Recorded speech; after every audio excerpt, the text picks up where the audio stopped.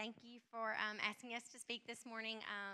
Since our journey began, we've openly said we constantly want to share what God has done for us because He's been so good for us. We are so grateful how He has taken care of us, and I could speak forever, but I'm not going to do that because I have friends in the nursery, so I know what that's like. So I'm going to give you a little background and kind of share our story. Some of you know and some of you may not. So in March of 2015, I found a knot that concerned me, and I went to my doctor. And because I was only 34, he said that I had no family history, and they said, you know, if you'll wait till you're 35, insurance will cover a mammogram, so let's do that. So in September, I had a mammogram. And within the course of a few weeks and several different doctors, I finally got a diagnosis at UAB with stage 2 lobular breast cancer with lymph node involvement. The day of my diagnosis was probably the first time in my journey that I felt His presence so strongly. I laid on a table with a sweet nurse. I had no idea that I would be getting a biopsy that day. It all went so fast, and Blayne and my sister-in-law were out in the waiting room, and so I lay there alone with this sweet little nurse named Susan. I'll never forget her, and she held my hand while they did a needle biopsy, and she softly whispered over and over again, God is going to take care of you. I will never forget that. I have relied on the Lord a great deal in my life. We have been through other struggles, having babies and things like that, but until that day, I don't know that I ever begged God to come and lay beside me. I was terrified, and I literally just begged Him. I prayed and begged, please, God, come lay beside me. And the fear didn't go away. Fear doesn't just instantly go away like that, but I did feel Him. I did not feel alone in that moment. I felt Him laying beside me. Deuteronomy 31:8 says, it is the Lord who goes before you. He will be with you. He will not leave you or forsake you. Do not fear. I clung to that verse over the next few weeks. After you get an initial diagnosis, especially with lymph node involvement, you go through a lot of testing. And so I had bone scans and PET scans and MRIs and CTs and you name it. And I clung to that verse. I constantly repeated to myself that He has already gone before me. I spoke one night with a former pastor friend of mine, and he constantly told me God wasn't surprised by this. He was never surprised by this. He already knew the plans for me. And so I clung to that too, thinking, you know, He did. He already knew the plan for me long before I got this diagnosis. So He already knows the outcome. And so I clung to the fact that He knew the plans for my life. Jeremiah 29:11 states, for I know the plans I have for you, declares the Lord, plans to prosper you and not to harm you, plans to give you a hope and a future. During that time, God never left me. He sustained me in what I thought then were the scariest times of our lives. Regardless of what you're going through in this life, never forget that He has already gone before us. He already knows the way, and you just have to follow Him. My scans were good, and due to the type of cancer I had, my doctor opted to do 6 months of hormone-blocking therapy to shrink my tumor first. 6 months later, I had a bilateral mastectomy. A few weeks after my surgery, Blayne came to me, and he said he was having a few issues. And he thought maybe the doctor should order a colonoscopy. And I, being the great supportive wife I am, thought he was crazy. And, you know, I'm sitting here trying to recover, and I'm like, okay, fine, just go to the doctor, get your stuff done. Okay, that's fine. So I'm glad that he did what he needed to do instead of what I thought, because several weeks later, we sat in a surgeon's office hearing yet another cancer diagnosis with even more lymph node involvement this time. At that point in our lives, I felt like God wasn't just speaking to us, He was screaming at us. And I just couldn't quite figure out what He was saying and what He wanted us to do. That summer, I clung to Exodus 14:14. The Lord will fight for you. You need only to be still. So many things in our lives, we think, okay, we've got this. We can control this. I am type A. I am a controller. I want everything to be just like this. And so God will quickly show you that that's not always his plan. And so that summer, I had to endure chemo over 12 weeks, while Blayne at the same time was doing a radiation and chemo combination over 6 weeks. God was definitely fighting our battle for us. I don't think I quite realized that until this summer, when I have very few memories of last summer. And so I think he was literally just carrying us through last summer. My sister was pointing out some things at the beach this year about last year, and I was like, I don't even remember that. And so I think there was a time in our life when God literally just carried us through. And so I look back, and the only way we had enough strength to get through all that was just through him. He gets all the glory always for all of it. Exodus 9:16 says, I have raised you up for this very purpose, that I might show you my power, and that my name might be proclaimed in all the earth. We may never know why this storm has come in our life, but he does. He sent the storm, and we'll always trust in his plan, because we knew if our storm brought him glory, then we would be okay, because he would never leave us. This is actually not in my notes, but one of the scariest nights was the night of my PET scan. We waited on the results. There were some weird things that happened that day, and they had to go in and rescan a couple times, which was very scary, because I kept asking, why are you having to rescan? And they said, we're just needing to rescan a spot. And so we stood in the kitchen that night, and I was so scared, and I'll never forget Blayne saying, no matter what, God is still God, and he's going to either heal you now or heal you on the other side, and we're going to have to be ready for whatever it is. And sometimes that's a hard pill to swallow, because we want it here, and sometimes it's not here. And so that verse reminded me of that when I was going through this, in that, no matter what, he's going to get glory, whether it's through the way we want our plan to go or whether it's his way of the plan he wants to go. As summer ended, I started daily radiation treatments, and Blayne faced a surgery that would lead to a permanent change in his life. The surgery went well. However, a few weeks later, he ended up in the hospital with some complications. Those complications led to 2 more surgeries and 18 very long days in the hospital. During that time, I knew God was with us, but it was very, very hard to feel him every day, especially on one particular day. After the second surgery, the doctor came out and told us that he was going to have to do a much more extensive surgery. And we had prayed and prayed against that surgery. We did not want to do that surgery. It was a very bad recovery, and it was a tough surgery. And he came out and explained to us that that was the only option at this point. And that was probably one of the lowest days in my life, because I knew when Blayne woke up that I was going to have to tell him that we had to do the very thing that we had prayed against. And so I spent some time in the courtyard at the hospital. I prayed. I spent some time praying before he got back to the room. And when we got back to the room, I explained to him, and he, of course, was much more positive than me. And he said, it is what it is, and God already knew. And what I thought was going to be the scariest conversation, he said, okay, let's do it. This is God's plan then. This is what we're going to do.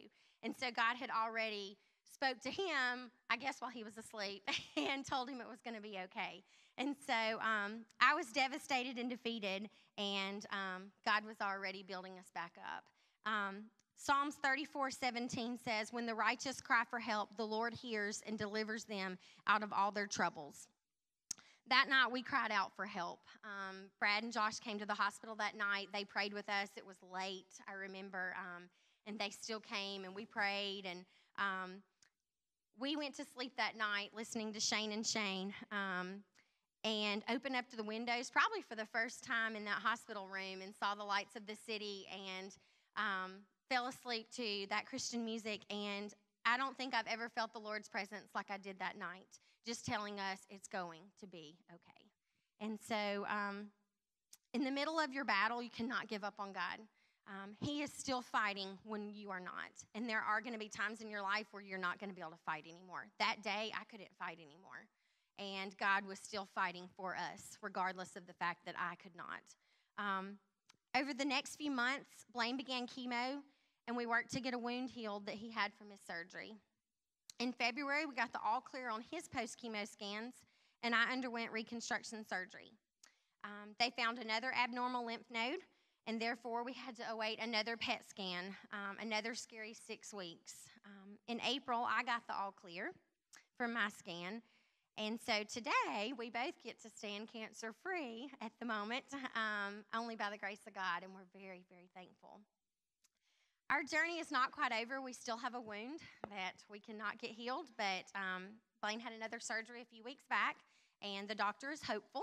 He went for a post-op, and they see some improvement, and so we're just going to continue to trust him that he has a plan on how to get that healed and in his own timing. We know that God is always going to take care of us. He's brought us this far. God worked in a million ways to sustain our family over the last 2 years. He sent us to the best doctors. I have some really neat stories on how we got to those doctors. It would take me forever to explain, but I will tell you this. It started when my brother fell in love with a girl 14 years ago, and she became my sister-in-law, played a major role in helping us find the doctors that we got to. And so it's amazing that God begins his work long before we ever even know our story. God began a work in our family 14 years ago. He sent all of you to provide us with prayers, with meals, childcare, financial assistance. Since our diagnosis, we have not been in need for one thing. We have actually been blessed beyond measure, probably over the last 2 years, more than we ever have in our lives. Every bill has been met. We've gained way too much weight because of all the food. Our playroom is to the max because everybody brings our kids prizes. When Blayne had surgery a few weeks ago, Rhett said, "Oh, somebody going to bring the snack basket?" And I mean, he's just spoiled with the snack basket. So we kid all the time that, remission is going to be a real reality check with our kids and our family because we've been so blessed and spoiled in the last 2 years. God sends people to help you. He sends people to stand in the gap, and that's what our church family, that's what our friends, that's what our family has done for the last 2 years, and we are so blessed. A couple weeks ago, our community lost a teenager to cancer, and he was a former student at our school. And my 9-year-old, that night when I was praying, we prayed for his family, my 9-year-old looked at me and asked, "Mommy, why did God choose to heal you and Daddy, but not him?" That was a very hard question, and it really spoke to me. And, I explained to him that God did heal him, just in a different way. He healed him and took him to heaven, and that's how he healed him. And he asked me, "Is he going to heal you and Daddy that way one day?" And my answer was absolutely yes. He is our Savior, and because we know him, one day we're all going to be there and healed, because not everyone is suffering with cancer, but everyone is suffering with something in this life, because this life is full of sin. And that's the best way I could explain it to him, and that one day we're all going to be whole again with him. And he said, "Well, when will that be?" And I said, "I don't know. I can't tell you for sure when that will be." We try to shelter my 4-year-old because he's still so innocent and it scares him. But when my 9-year-old said, "Will it come back?" I had to tell him I don't know. I don't know if Mommy and Daddy's cancer will come back one day. However, I know we're going to be ready if it does, and I know that God's going to take care of us if it does, and that he will carry us through it no matter what. And I told him, the best thing I can tell you is that because we know Christ, no matter what, one day we're all going to be together, and one day we're all going to be healed, and cancer will no longer be a word we know anymore. And I felt good telling him that, and he felt good knowing that. And so we just continue to pray nightly, "God, keep cancer away from this house. Keep cancer away from our family." And we will continue to trust him all the days of our life, and we will continue to give him the glory, because nothing about our story is about us. It's all about him and how he took care of us in the middle of our storm.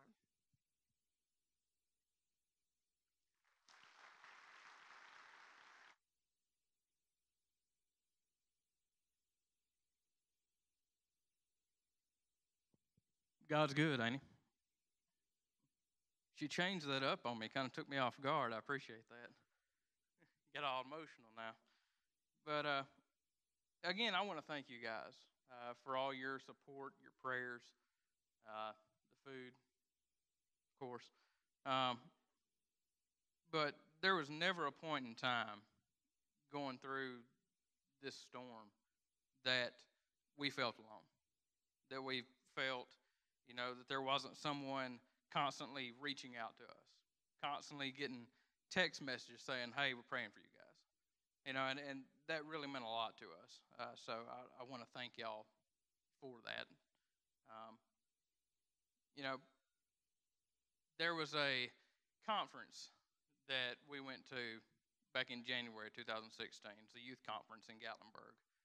The youth go every year. This particular year, Rick Burgess was one of the speakers. And he was speaking on life storms. This was his first trip back to speak at this conference since the last time he was there, which is when his son died in their swimming pool. They had to pull him off stage and send him home. So it was very impactful. And one of the things he said that really stuck with me was, he said there's 3 seasons in life. You're either in a storm, you're heading out of a storm, or you're heading towards a storm. Basically saying storms are inevitable in life. If you're living, you're going to encounter storms. All right? So the night Meg spoke of earlier, it was a very low night in the hospital. Like she said, we spent 18 days there. And that trip, it seemed like every time we thought we were kind of heading in the right direction, the bottom would fall back out, and we'd just fall back down. And this was probably the 3rd or 4th time we had fallen back down. And, it was starting to hit hard. We were real low. The song that she spoke of was by Shane and Shane. It was called Psalm 46. And I'd like to read you a little part of that song. It says, Lord of hosts, you're with us in the fire, with us as a shelter, with us in the storm. You will lead us through the fiercest battle. Oh, where else would we go but with the Lord of hosts? The oceans roar. You are the Lord of all, the one who calms the winds and waves and makes my heart be still. Though the earth gives way, the mountains move into the sea, the nations rage, I know my God is in control. That is a song that I played on repeat. I'm over and over and over again. In my car, at work. My coworkers probably hate that song because they know it by heart now. But that song really picked me up, and it got me through a lot of tough times. And what that song is talking about, based on the title, is Psalms 46. And I'd like to read that to you as well. It says, God is our refuge and strength, a very present help in trouble. Therefore we will not fear, though the earth gives way, though the mountains be moved into the heart of the sea, though its waters roar and foam, though the mountains tremble at its swelling. There is a river whose streams make glad the city of God, the holy habitation of the Most High. God is in the midst of her, she shall not be moved. God will help her when morning dawns. The nations rage, the kingdoms totter. He utters his voice, the earth melts. The Lord of hosts is with us. The God of Jacob is our fortress. Come behold the works of the Lord, how he has brought desolations upon the earth. He makes war cease to the end of the earth. He breaks the bow and shatters the spear. He burns the chariots with fire. Be still and know that I am God. I will be exalted among the nations. I will be exalted in the earth. The Lord of hosts is with us. The God of Jacob is our fortress. There's that one part of that verse that's very familiar to all of us. Be still and know that I am God. And it's a verse that is very impactful, but yet we kind of seem to gloss over it. these days. Our Christian society will take something like this verse and put it on coffee mugs and bumper stickers and picture frames. And if you're like me in my house, you can't walk through a door without some kind of wooden placard on the back of it, that has this kind of verse on it. But we kind of lose the power of it, of what's behind it, when we just see it randomly and so much, right? So what I want to do today is I want to kind of go back and look at the history behind this psalm. Kind of what was happening at the time that caused this to be written. And the story is found in two places in the Bible. It's found in 2 Kings chapter 18 and 2 Chronicles chapter 32. I'm not going to read it straight from. I'm just going to kind of tell you guys the story today just to save time. But this story consists of two main players. You have King Hezekiah, who is the king of Judah at the time, and you have Sennacherib, who is the king of Assyria. And during this time, the Assyrian army was going through Judah and conquering many great cities along its way. It's basically on a war path heading towards Jerusalem, where King Hezekiah is. And so basically, right now, the army is in the next city over. Okay?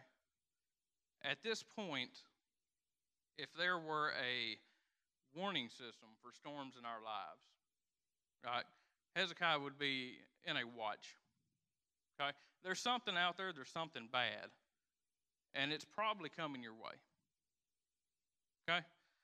So what he does is he does what we all try to do, and try to handle our own storms, our own situations.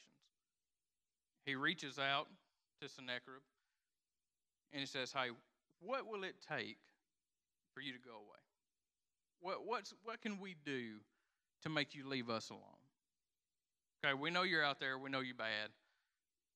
What will it take? What are you after? And so he responds back to him. And he says it'll take 30 talents of gold, 300 talents of silver. Okay, so he's excited. Hey, we got that. Not a problem. He starts going through all his household, his kingdom, his treasury. He even rips the gold out of the temple. He gets everything he wants, sends it off to him. Like me, when I tend to try and fix my own problems that are bigger than me, I typically wind up digging a bigger hole than I started in. And that's kind of what he's done here. Sennacherib didn't care about the money. He was going to have the money anyway as soon as he took over the city. Right? He wanted the power. He wanted the city. He didn't care about money. And now he also knows that Hezekiah is afraid of him. So what he does is he takes a couple of his generals, sends them to the city of Jerusalem. And they stand outside the wall, and they begin to speak at the people on the wall, to yell out to them, trying to tell them what's coming. And just to give you an idea of what was coming, the Assyrian army used a military strategy called a siege. And what a siege is they would encamp around your city, and they would cut off the water supply, they would cut off food, and any other supplies going in and out of your city. They would basically turn your fortified city into a prison cell. And so they would sit outside and just hang out. Well, on the inside, everybody's thirsting to death, starving to death, disease is going through the city. And the army outside would wait until the people inside are too weak to fight back. And then they would attack and destroy the city. And they were known for being very brutal. They were known for skinning their victims alive. So all these things, they were letting the people know, hey, this is coming. They're also letting them know your God's not going to save you. Hezekiah was known as a godly king. And so that's the first thing they started telling the people. We know Hezekiah's told you his God will save you. He's not going to. Okay? Every other city we've come to has told us the same thing. And here we are. So at this point, sirens are going off, right? If they had a cell phone, it'd be buzzing. They're right smack in the middle of James Span's Polygon. Okay? It is now full-on warning. Okay? The storm is there. It's bad, and it's at the door. Okay? Hezekiah finally turns to God this time. He sends some messengers to the prophet Isaiah and says, call out to God, for a sign. Call out to God and let us know what to do. So the messengers reach Isaiah. He calls out to God, and he gives them a message to send back. And the message was, God has seen and heard what is going on, and he will deliver you. So by the time the messengers get back to Hezekiah, the siege is on. The full force of the army is encamped around the city. It's bad. It's no longer wondering if the storm will hit, how bad it would be, when it might be. It's there. They're in the middle of it. Okay? And at this point, there is no hope.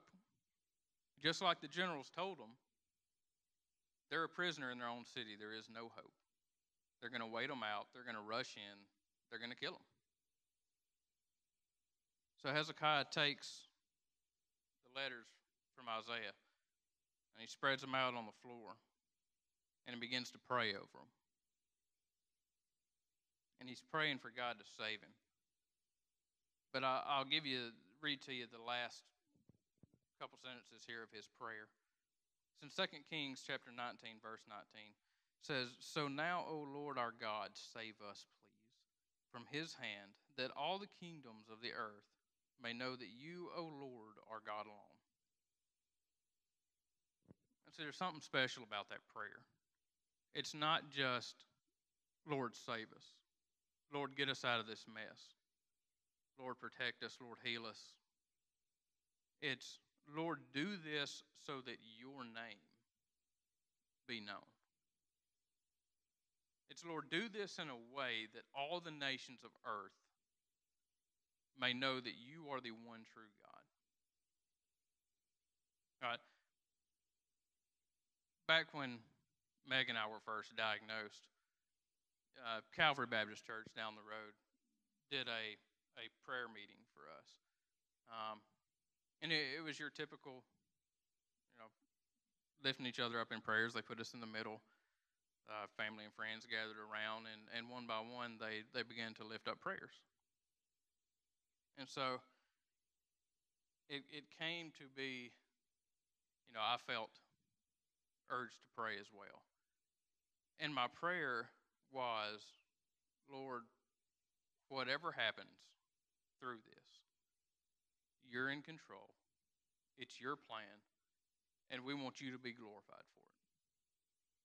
Whatever the outcome, whatever the cost, you be glorified.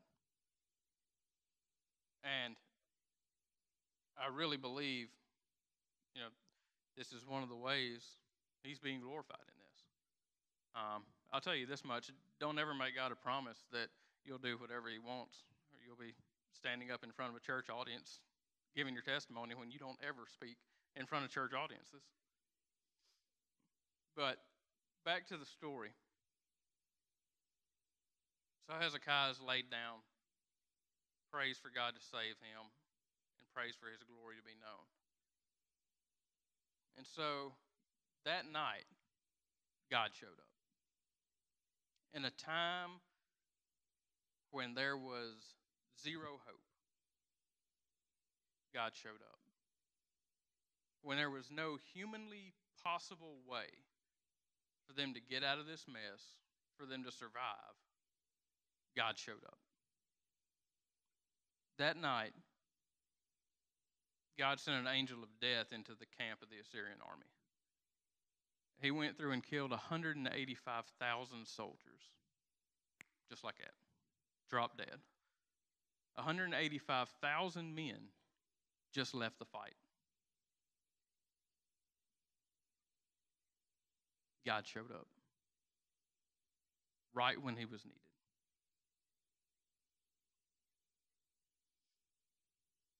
The next morning, the rest of the Syrian army woke up, started shaking their buddies, trying to get them up to, head on out, start realize what's going on.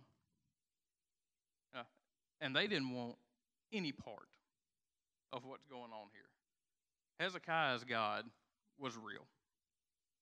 And they were done. They packed up their tent, they packed up their camp, and they headed